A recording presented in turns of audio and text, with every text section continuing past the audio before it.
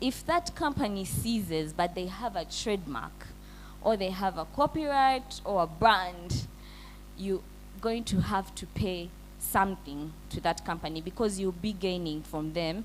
You'll be gaining from their brand name. You understand? So there's a lot we can talk about companies. Who else wanted to ask a question?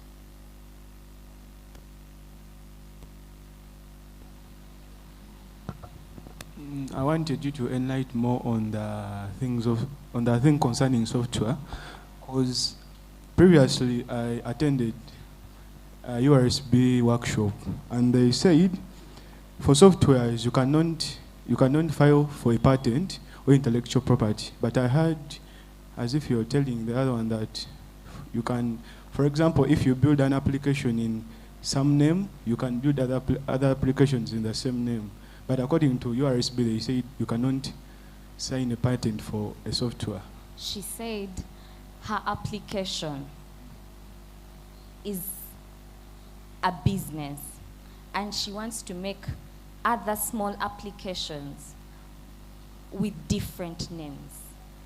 Does that make the difference now? She has an application, yeah? And it's a business.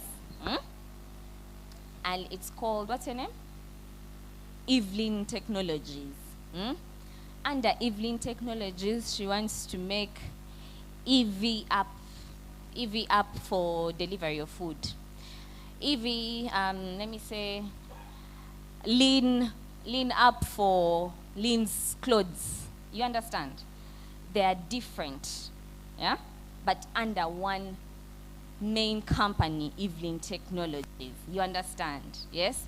So and she intends to make profit from those small applications. So I advised her to register all those small applications as subsidiary companies under the main company. Does that make sense now? Does that make sense? I don't know. Are we together? Let me first go that side. I've answered him, eh? Okay. If my time is fast spent,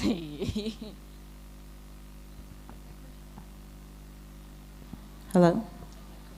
So my question is, in regards to what you've just told her, do you pay the same fees for registering those subsidiary companies as you did to register the main company? For every company, there's what they call a nominal share capital. Yes? Now, every company has a different nominal share capital. What's your name? If you wanted to start Happy Cells or Happy Comfort Homes, something like that, yes? And you said your nominal share capital was 5 million. It would depend on the stamp duty, which is under the law, okay? So for every company, you'll have to pay registration fees depending on the stamp duty. I don't know if I make sense.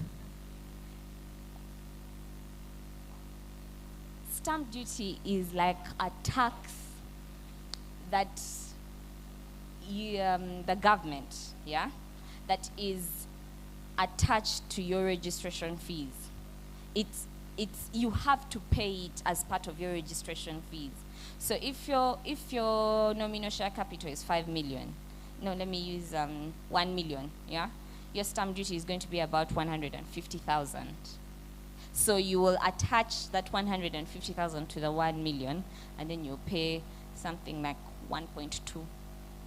Sorry, no, you'll pay 150 plus 100,000, then pay your registration fees, because registration fees are 50,000 depending on if the person's nominal share capital is like below 500,000, like that. It goes on changing with different amounts of money. Yes.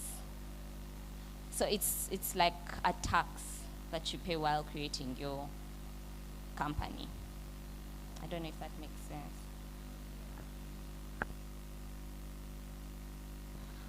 So let us proceed. I like the class. The class is very engaging. We were still at reserving a name, yes? I don't know where the remote has gone. I don't know where I put it. Yes. So we are at reserving a name.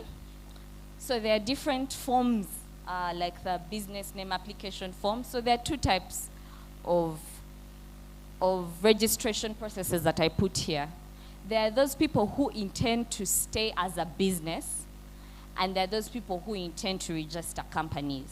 So if you intend to register a business, you still have to reserve a name. Then you fill the relevant forms, which are usually system generated from the USB. So you fill the business name application form, the notice of situation, because you have to tell us where your business is located. Then after you've filled those forms, you avail your national IDs. After you've availed your national ID, you will sign, pay the relevant fees, and then file. What you sign is an SD, what they call a statutory declaration. So after you've paid your fees, you've signed the statutory declaration, then you file, and then you wait for like a day or two, really, and then your business would have been registered legally. So for those who intend to have a company, you still go through a similar process. You reserve a name. As I advise, please have 3 alternatives. If the 2 don't work, 1 will be taken. Be as unique as possible. Pay fees for reservation, because there's a reservation fee, and then wait for the response. It also usually takes a day or 2. Then you fill and sign the relevant forms. So we have the S18, Form 18, Form A1, and Form 20. So the S18 is a registration form. It's what's the name of the company. Basically what's the name of the company. Then Form 18 is the notice of situation, where you intend to be located. Currently, it's a requirement to have a postal address. So when you have a place of address, you're also required to get a postal address where your company intends to be located. So Form A1 is the nominal share capital, like I said. Nominal share capital is how much capital are you starting with? Are you starting with 1 million? Are you starting with 2 million? Are you starting with 3 million, 500,000? But mostly, it's advisable that you have a fair nominal share capital. Yeah, don't overshoot, because then you'll be paying a high stamp duty. Yeah, so Form 20 is the intended directors. Who are the directors of the company? The directors of the company are the people who intend to run the company from day 1, day 2, oversee and manage the business of the company. So if you intend to be a director, you have to fill in your particulars, avail your IDs, yes, and then sign a memorandum and articles of association. Now, a memorandum and articles of association is the constitution of the company. How do you intend to run your company? How are our shares going to be allocated? Are we going to have more than 5 directors? What are the directors going to do? Things like that. The law usually gives a layout of how the memorandum and articles should be like, yes? And then the beneficial ownership form. This is a current development in the law.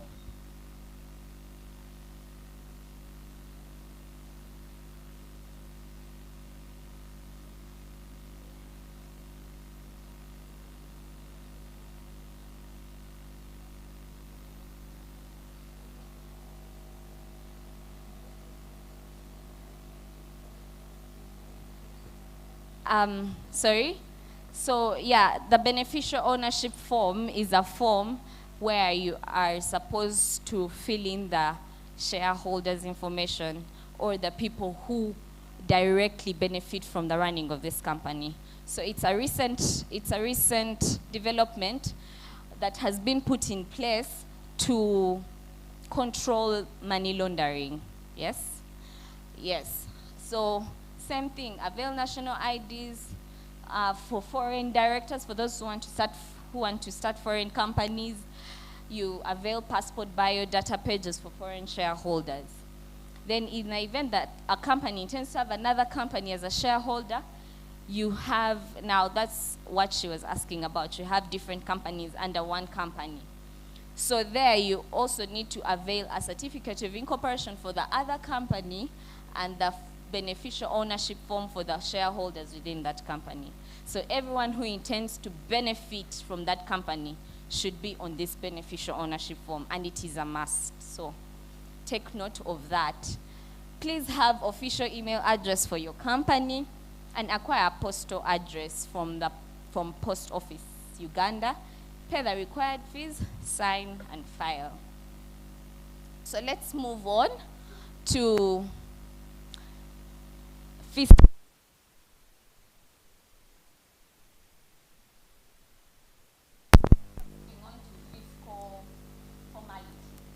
Remember, we said that if it's legal informality, you're not registered. And if it's fiscal informality, then you're not paying taxes. Right. After you've created a company, it's advisable that you go on to it's advisable that you go on to what? To acquire a TIN. And not just the TIN alone, but also register for the different taxes. VAT, value addition tax, pay as you earn, that's payee, and all the withholding tax, yes? So that you are able to not pay fines when URA comes to audit your company and see all these things that you do not have.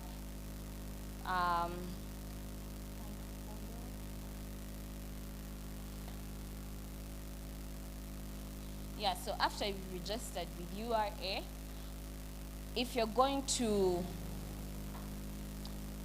be within Kampala, there are some businesses that need to be licensed by KCCA. So you go ahead to acquire those different licenses. If you intend to deal in consumable goods and products, get a license from the UNBS. That is the Uganda National Bureau of Standards, yes? They have to look at your goods and say these are favorable for the consumers and they are not a threat to human life. If you're going to work as a money lending business, then you go ahead to get a license from Uganda Money Lending, Uganda Money Lending Regulatory Association. So you get your lending license from them, yes? Then if you're going to, as a tech company now, I wanted us to look at what? To look at the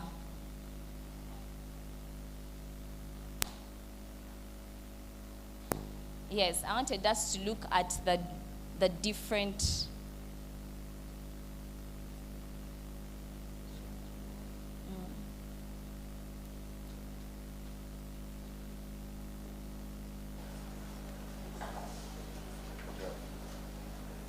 I wanted us to look at the different things that you as a tech person needs when you're starting your business. So as a tech person,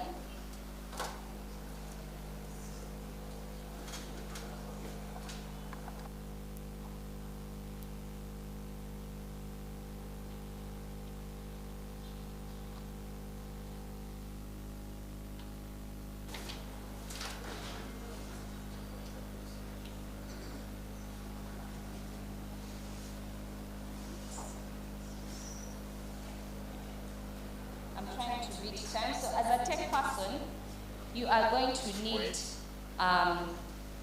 registration with the National Information Technology Authority, because one, most of the tech businesses that you build actually need people's information, yes? For example, let's take Jumia. Jumia Uganda is a delivery service company, and while you are registering with Jumia, you put in your name, your email address, and your information, yes? Or even when you're going to order a product, you usually fill in your place where you want the good to be delivered. So that information needs to be protected, yes?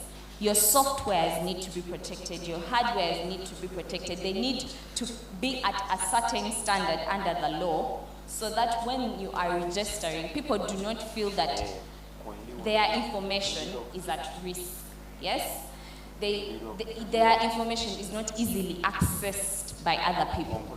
So, one, you have to register with the National Information Technology Authority. You will register and basically show them how your IT systems are built, your software and your hardware. Because if you do not register with these people, then they will fine you. At this point, they consider you a threat because you have people's biodata or even private information. So you need to register with these people. And the requirements that are needed there are, one, that you're registered with the Data Protection Office. You need to write an undertaking saying that I will not be sharing people's information without their consent, and that it is not easily accessible by third parties. Okay? Then, after signing that undertaking, you submit data. You'll be required to submit data complaints at the end of every financial year with these people. Any complaint that, oh, my data was accessed by this person, or there was a hack, or anything like that, you need to make these complaints so that when they are assessing, and you summarily describe what is going on, that this happened, and this kind of information was accessed by a third party that wasn't authorized, okay? Secondly, you need, there are people, I heard people saying they want to start a wallet fund, they want to start, some of you want to start like mobile money businesses, yeah? I don't want to call it mobile money per se, but businesses that require someone to transfer money from one person to another, businesses that require deposit taking, those kinds of businesses, even when you have an app, you need to register your business as we talked about it first, yes? After you registered your business, since you're dealing with money, you need to be verified by the anti-money laundering institution. Actually, it's the anti-money laundering stroke financing, illegal financing, yes? You have to be able to show that your business is not getting money from an illegal source and transferring it to another source. Because money laundering is transferring money from illegal activities, yes? Like terrorists, yes? Or smugglers, or people who are mining illegally, and the money comes through your business. You will be investigated, and mostly, actually most times they open up cases against these businesses. So you need to see that as a tech app or as a tech business that is dealing with transfer of money on the mobile or by an app, how am I doing? Do I know my customers? Know your customers. It's a law that is for financial institutions, actually, because once you're dealing with finance and it is discovered that someone came and brought illegal money into your business, you face the risk of being closed and suspended, okay? So why would you have to go through that when you can have all your licenses and all your requirements within your business? You don't have to hassle with, you have to be at par with the law. It's very important, yes? It's also important that as a business, you have a compliance officer for anti-money laundering. The compliance officer will oversee your dealings with your customers. Know your customer. Who is my customer? If my customer is Sharifa, what does Sharifa do? Where does she get her money? How does it come in? Is it above a certain amount of money? Why is there a suspicious dealing on Sharifa's account? You understand? Because then you will be able to defend your business when you're being audited, okay? When you're being investigated. So to avoid all those cases, you go according to the law. Again, like I said, depending on the services that you're going to do, if you are pharmaceuticals, if you are going to supply in goods and services, food, any of those things, you need to go to the relevant people that give the licenses, yes? Another thing, you need to,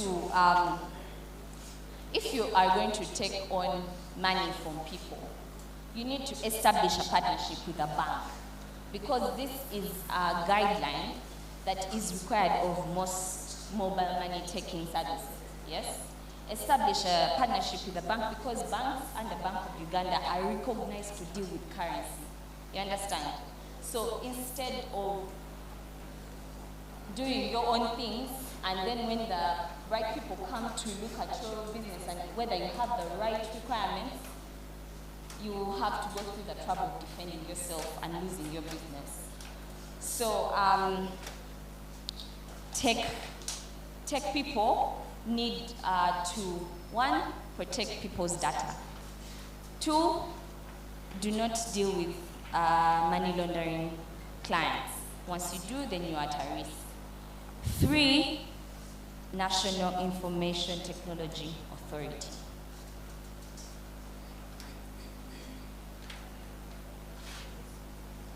So we are going to move on to, because I'm trying to keep up with time, we are moving on to IP. But before I go to IP, I want us to briefly talk about the benefits of registering your business. The first is that you protect your goodwill. Let no one steal your brand that you've already built, okay? If you want to build a good business, people know you, because if Alien Skin had registered his Fangon Forest Entertainment prior to this person, he probably would not be in these circumstances, okay? Yeah. So protect your goodwill, because it's fame. It's people like you, people like your services, yes? It wouldn't be as easy as someone waking up and stealing Instagram or stealing Facebook or stealing Cafe Java's name, because everyone knows Cafe Java's and the type of food and the services they give. Everyone knows the type of services that global buses give, you understand? Because they have already built a name, they have registered, and they know what they're doing. So before you continue to run your business informally, go and register it. It doesn't take a lot of money, by the way. Instead of you having to go to court and fighting someone, and that will mean you spending more, okay? That's one, protect your goodwill. Establish the identity of the business. Be unique.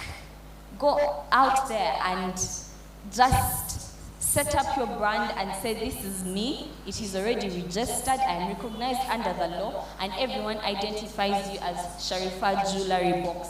And they will know that that is the business where I go and get the jewelry that I want, that I like, yeah? Create a natural and good identity for your business.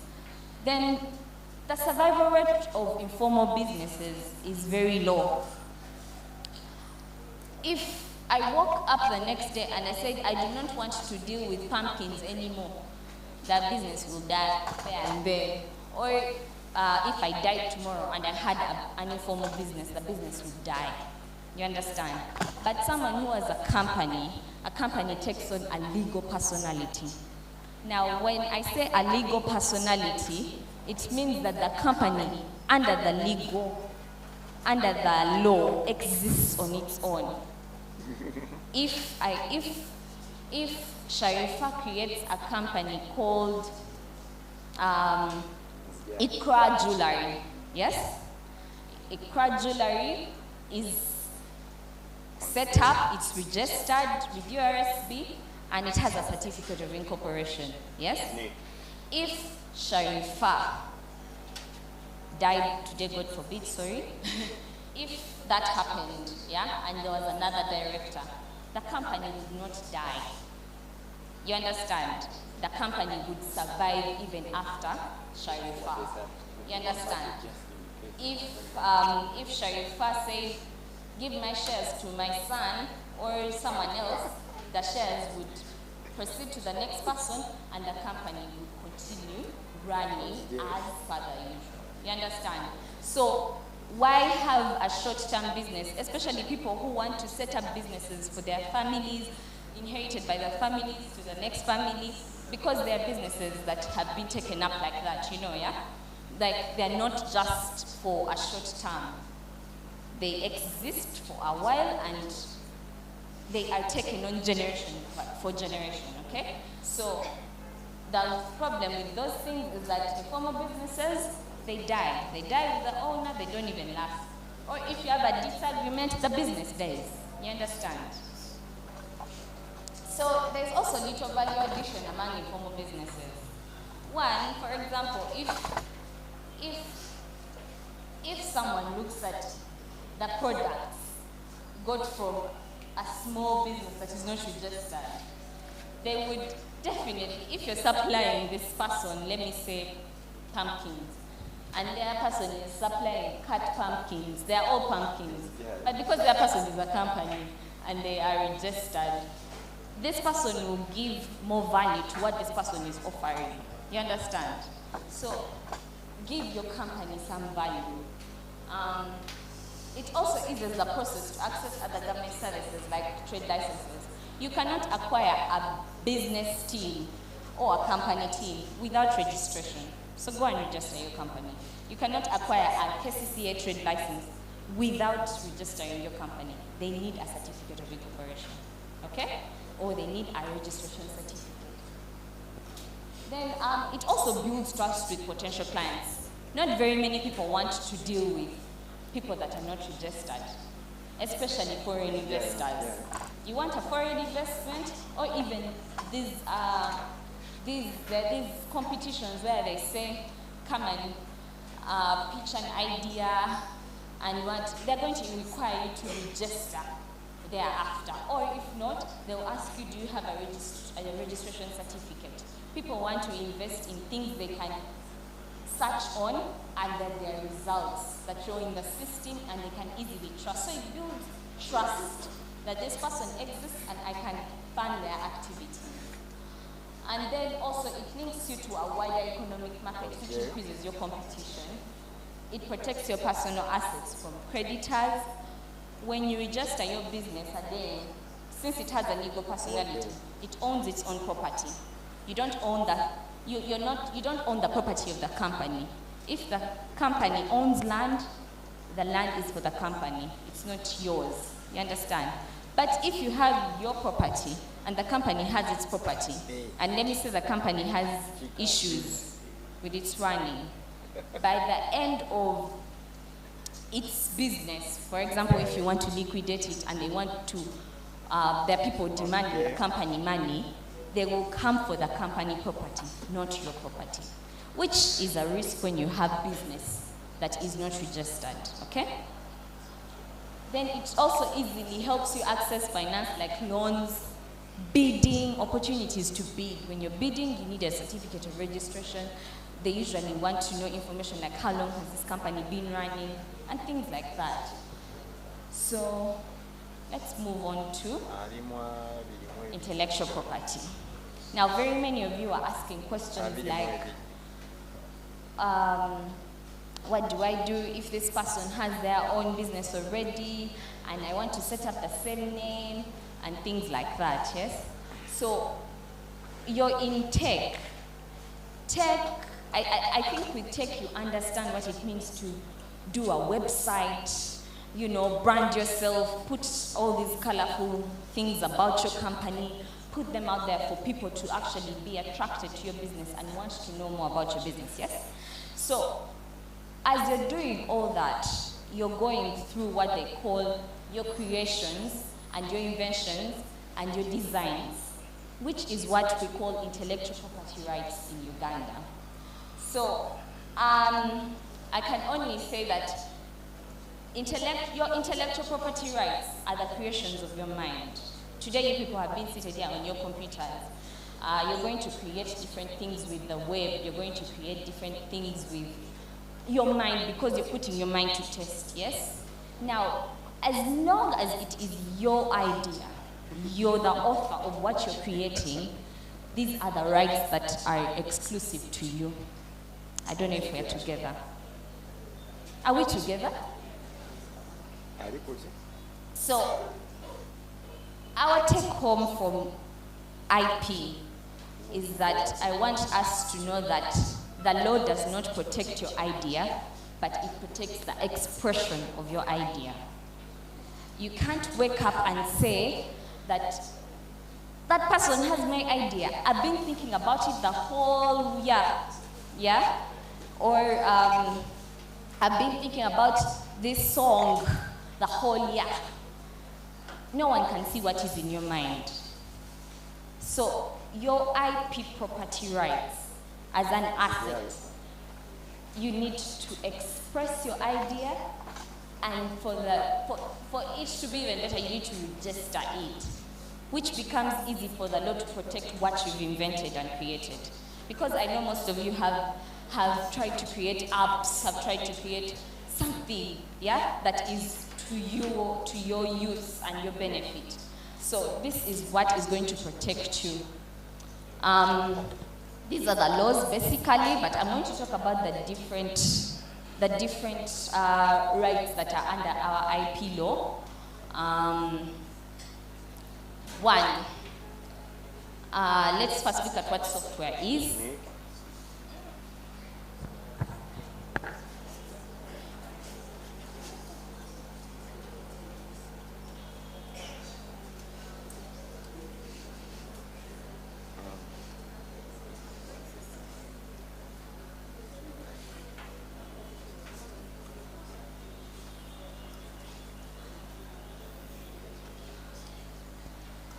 So, let's use software as an example, yes?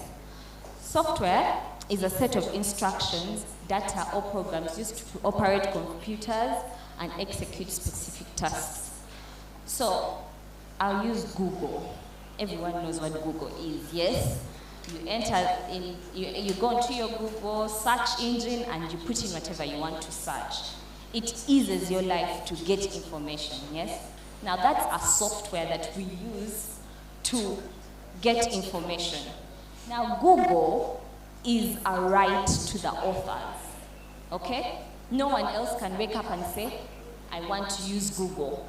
Google is my name, because they have an intellectual property right to it. So I think you know the two systems under software.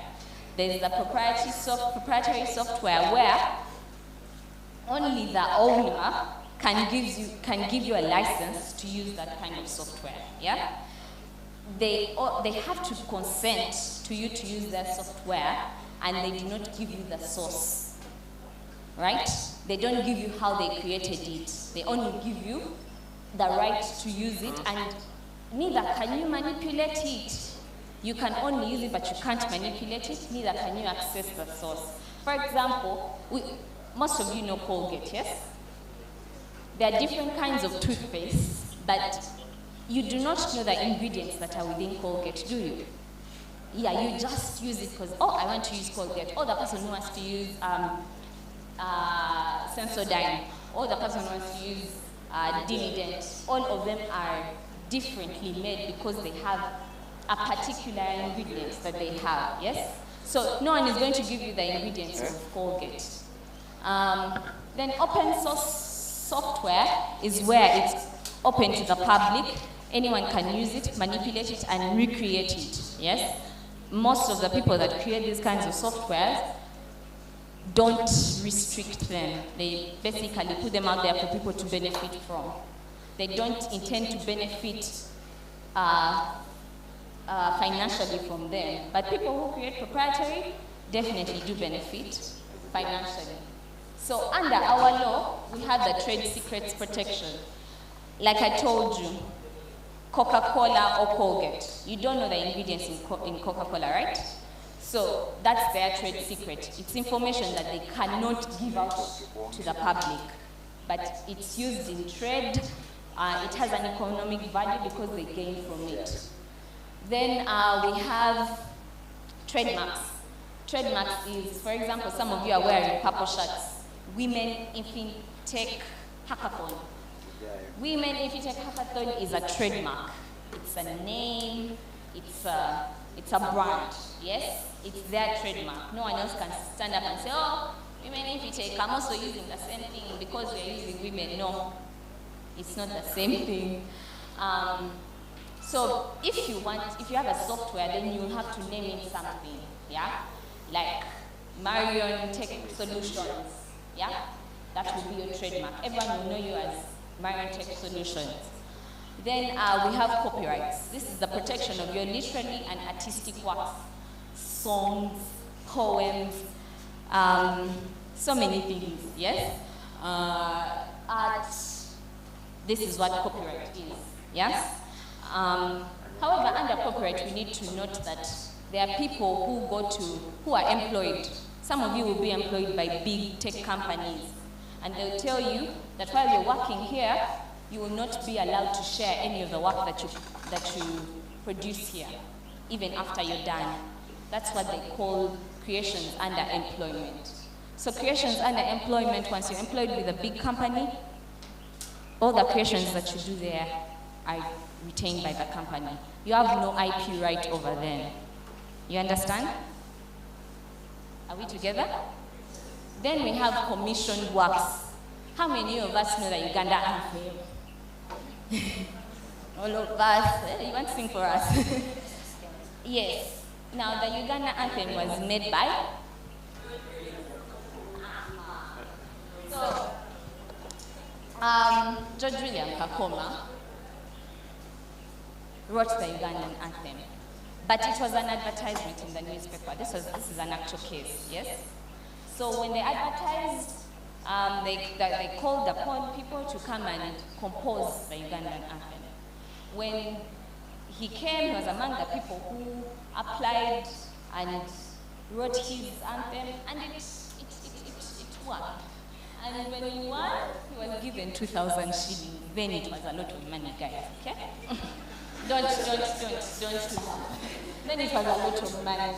So when he was given this money, he said, I'm the one, the copyright is mine, I'm the one who owns the anthem. So under copyright is that anyone who has, if you write a song, if you do your art and you put it down, you have the right to gain from it, yes? But remember, this was an advertisement where the country had called for people who can compose the anthem. You understand? So when he made this right at this point did not belong to him because it was made for Uganda. You understand? It was made for Uganda. There was no way he could gain more from it when he was already given an award. So that example of the anthem are commissioned works. You understand? So now we've moved from that. Then we have patents. Patents are rights that protect inventions. For example, if an invention has never existed ever in this world, like the person who made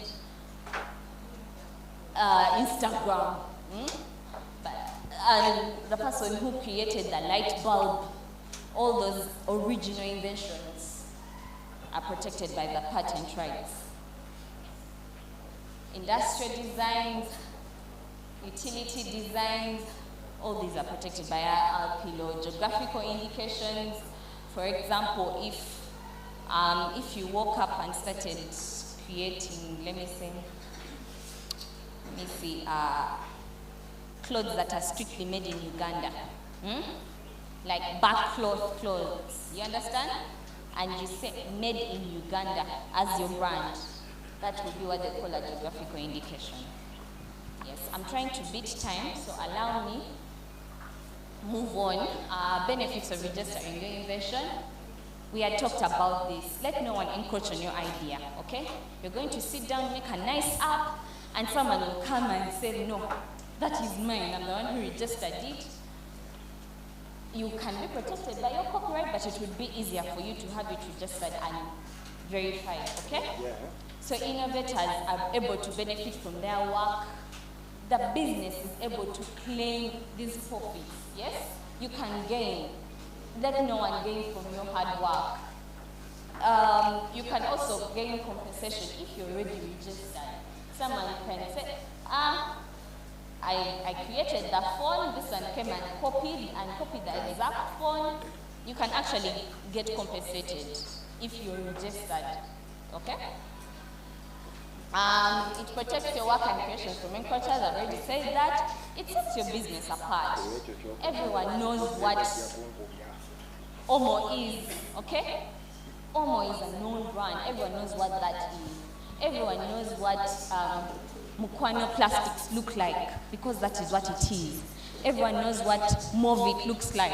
Everyone knows what else can I say? You all know the brands I'm talking about, okay? Because they are unique and identified by their trademarks, by their brands, by their designs, okay? So this is the benefit of having your invention and it being registered. You'll be recognized by this exact brand. Then it can be used as a marketing strategy. Some of you are talking about franchises, yeah? If I want to start a KFC supplying company here in Uganda, I have to go to KFC. Why? Because everyone knows what KFC is. You understand? I won't have to go through marketing again and what? No. But KFC is already, as a brand, is already marketing for itself. Everyone knows what it is. You understand? That if I'm going here and I want chicken like this, it's from KFC that I'll get it.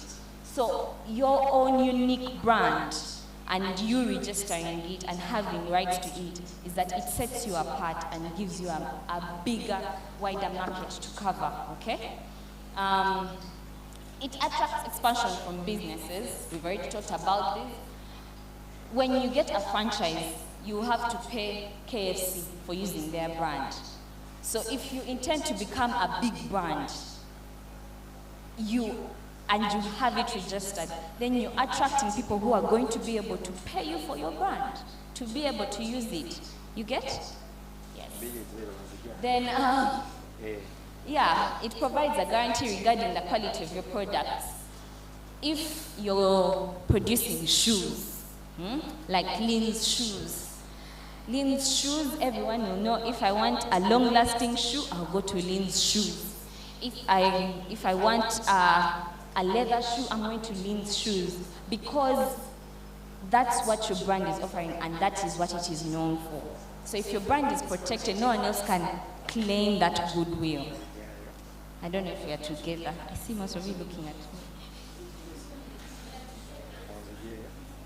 Yes. So I've come to the end of my presentation and my time. And I just want to say that the law doesn't protect your idea. No one is going to think for you. So register your business, protect it from encroachers, register the expression of that idea. Any questions?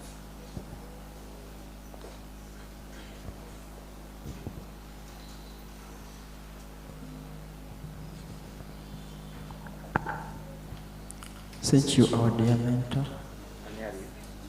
I have a scenario. For example, here.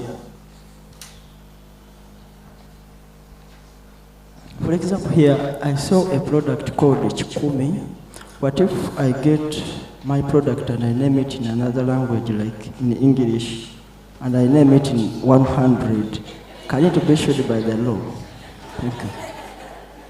That's a very good question.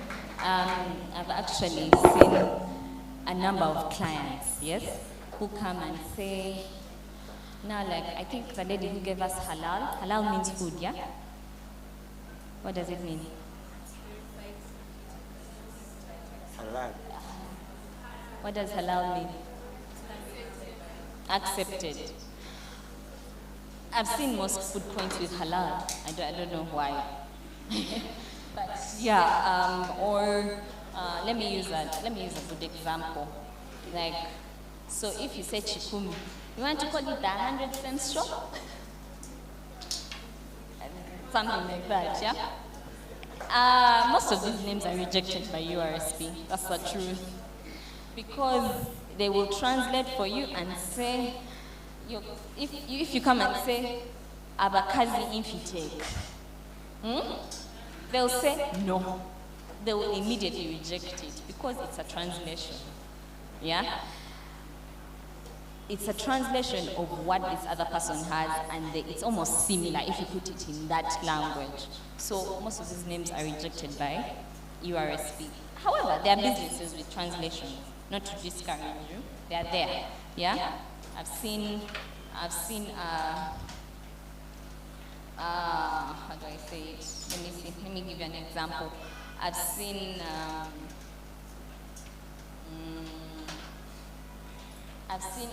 is it echikapu? Echikapi? Something? Echikapi, right? Echikapi. It means bag, right? Echikapu. It means bag, and I think the person makes leather bags, something like that. The business is there, it exists. I'm not so sure if it's registered, but I think it is, yes? Some names will actually pass if they don't mean if they're not a direct translation of what this other person is registered under. I hope that makes sense. Like the way I said, women if you take hackathon, yeah? Then I come and say, abakazi if you take hackathon, they won't allow because you're just translating someone else's idea. Any other question?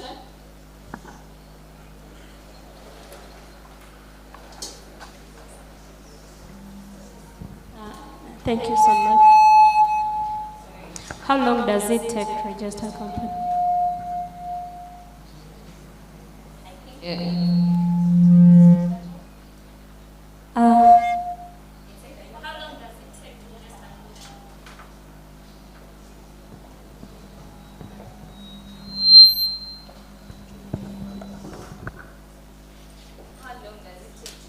A company. Are you scared of the process? Don't be scared of the process. This is why lawyers are here. Yes? Lawyers are basically here to help you go through the process of registering a company, look at every detail that you need. Yes? It doesn't take long. It really doesn't. Yes? And now that there has been an improvement in the system of registration, there has been a very big improvement. We've actually moved way, way ahead in the registration process, okay? It's easier than it used to be. The 1,000 paperwork has all been solved. Yes, so. Okay. I'm so sorry.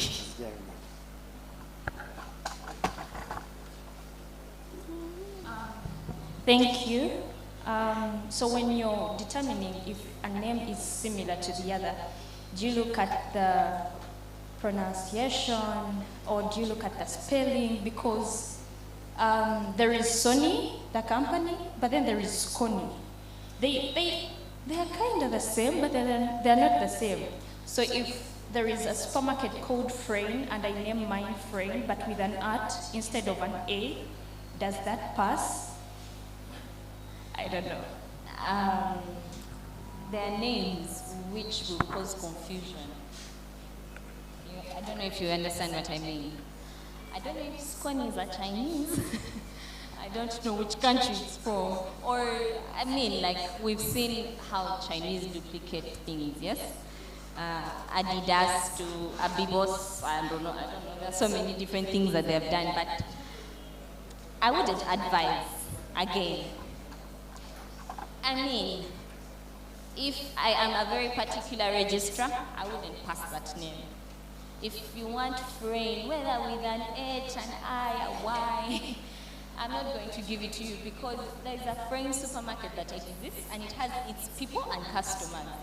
You want fair competition? Get a name. No.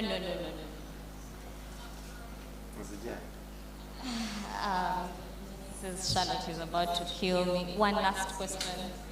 Who is the microphone?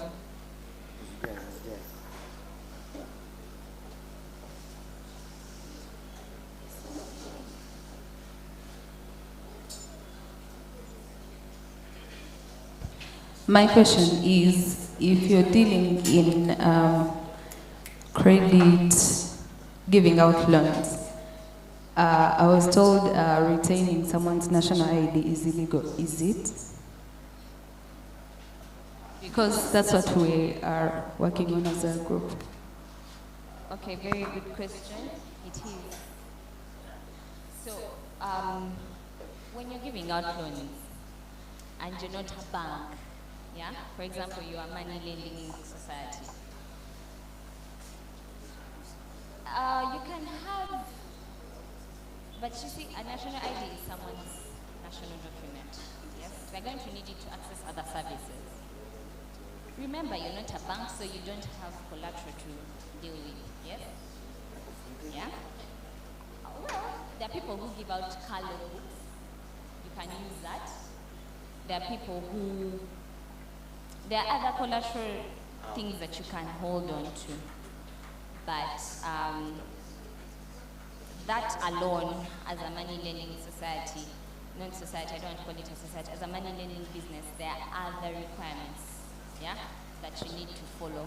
Don't just look at the withholding people's national IDs. Well, you can hold them, but for a reasonable time, yes? Ensure that you can get the money from these people as soon as possible, yeah. But it's not good to confiscate someone's national document.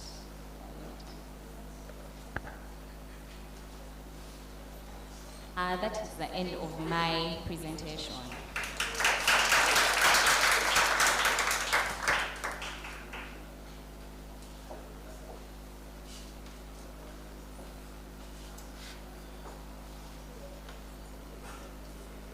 Thank you so much, Marian. Once again, let us applaud Marian. She was really talking about very, very important things. I know that's where we are heading, not so? That's where we are heading, and they are very, very, very important. For example, we are all going to integrate with DFSPs. Now, you cannot unless you're registered. If you applied, if you went to MTN and told them you want to integrate with their open API, they are going to ask you these documents. Act of Memorandum, Form 20, Form 18, and they should be certified by URSB. So you really need these things. You need lawyers. So start thinking about that. I think if Marion allows, I'm going to share her contact with you. So in case you want to reach out to her and ask more, because she had really a lot, but the time was limited. And I would like to apologize for going beyond the time that we are supposed to take. I have a few things to pass on. So I want to thank you for being good people, very disciplined, very humble. I'm going to emphasize that whenever we are talking, let us use the mic and let us stand up. Please don't forget this. It is very important because when you remain seated, they cannot get you. And another thing is when I post something on the group, like you share this, don't share in my inbox. It is it is easier when it is all on the same platform, you know, so I can read through. But when you go to the inbox and they are on different, going here and there, it becomes too much for me. So please let us do that. And Cleopatra has sent something in the group. So go there and read and do accordingly. And you know Team X Home? Do you know Team X Home. I think they sit there. They were called Rent Easy, Pay Easy, something. So the team leader is a sister of Vivian. So you can, if you don't have her contact, you get it, you can reach out to her and be one with her in this briefing moment. Okay, that's all. Any questions? Tomorrow we are not coming. We are having a weekend. we are having a weekend. We resume again on Monday. Any questions? Okay, no questions. Okay, yes. Well, thank you for the day. Earlier on they say, like, we're looking at some stuff and we're like, we need to upload them. So I don't know if it's serious or... About...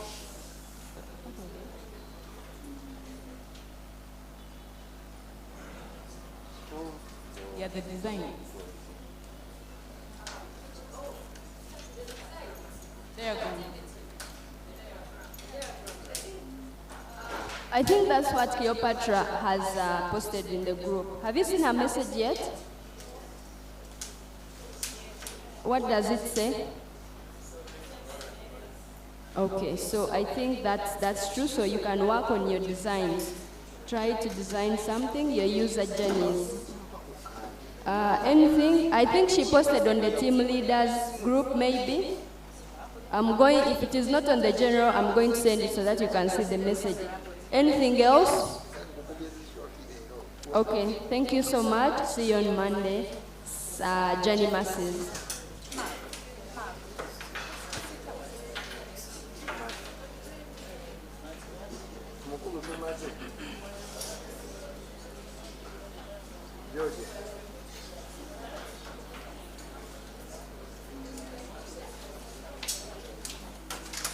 If there is a team leader who is not on the team, please let me know on the team leaders group. If you're a team leader, you change your team leader and you're not on the team leaders group, let me know and make sure that you have all sent email addresses of your developers.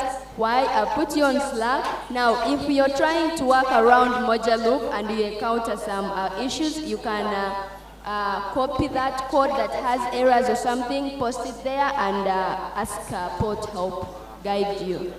Is that okay? Okay.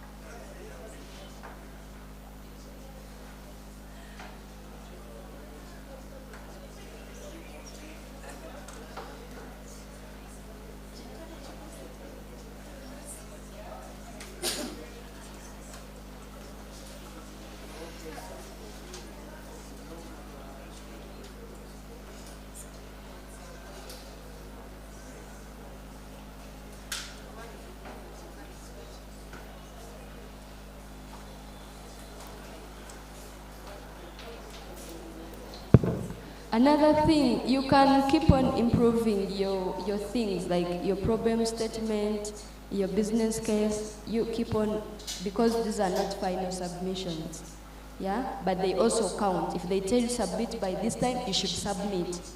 But once we have moved on, you can go back and improve if you feel you need to improve. Final submissions are on Thursday next week.